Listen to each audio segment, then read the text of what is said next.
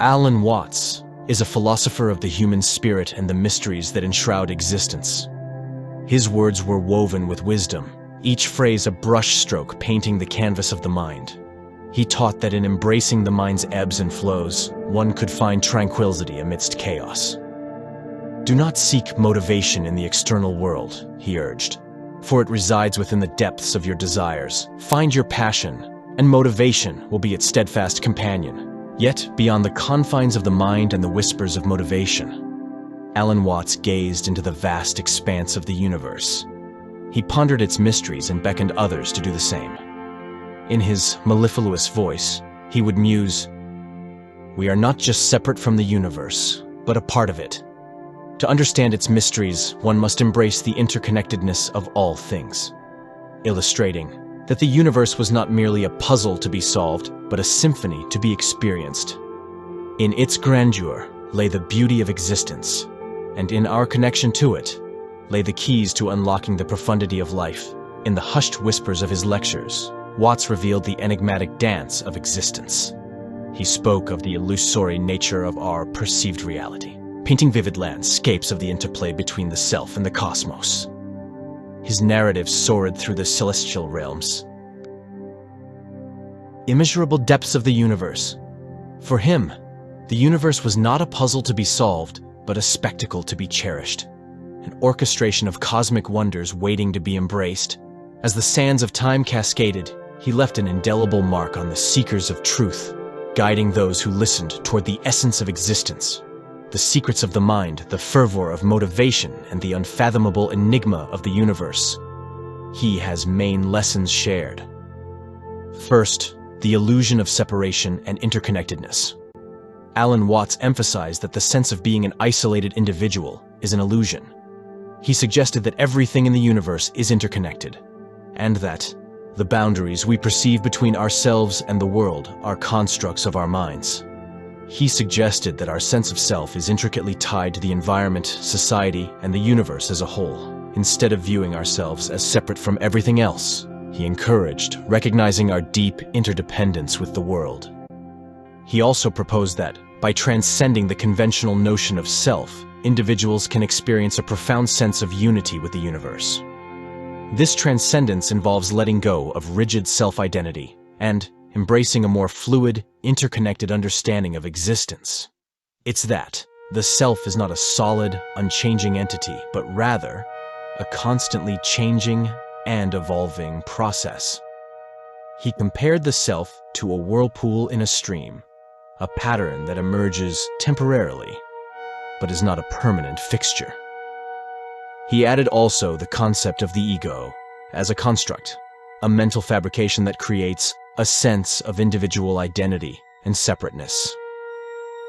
He said that this ego is not the true essence of the self, but rather a product of societal conditioning and cultural influences. Second, living in the present moment and embracing change. He advocated for the importance of being fully present in the here and now, rather than fixating on the past or worrying excessively about the future. It is essential to see the significance of embracing the present moment, to experience life more fully. Living in the present moment means being fully aware and engaged in whatever you're doing, without letting thoughts about the past or future dominate your mind. It's about appreciating and experiencing life as it happens. Not living in the present moment can lead to various negative consequences, like constantly dwelling on the past or worrying excessively about the future can cause stress and anxiety. For instance, if someone constantly fixates on past mistakes, they might feel anxious about repeating them, preventing them from fully enjoying the present. When not fully present, one might also overlook opportunities that arise in the moment. Like someone preoccupied with their phone during a networking event might miss out on valuable connections and conversations that could further their careers or business. Inattentiveness in relationships can also lead to misunderstandings and conflicts. Like being physically present but mentally absent while spending time with loved ones. It can create distance and hurt feelings. It's giving the message that they're not needed or not worthy enough to be given importance. Further, this can diminish the enjoyment of life's experiences. Just observe some people at a beautiful scenic spot.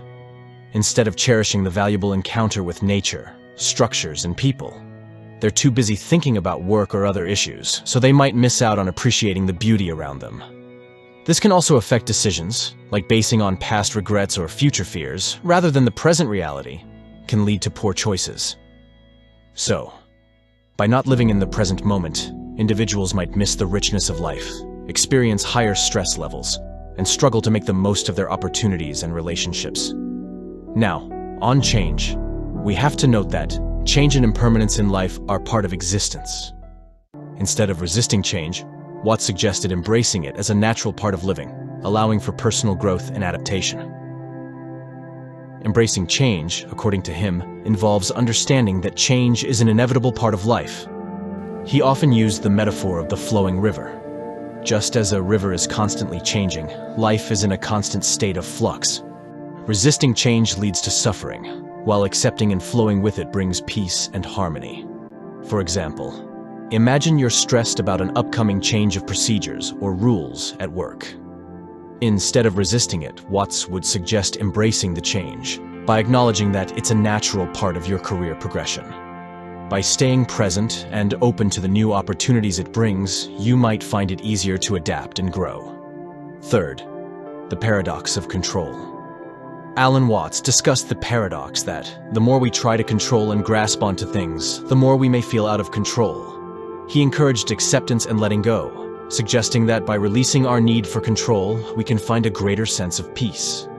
He explored how the illusion of control contributes to the idea of a separate self, and that our desire to control our lives and surroundings creates the illusion of a distinct and independent self, whereas, in reality, we are part of a larger interconnected system. This is how we humans often exploit nature and abuse other creatures we think are lower than ourselves.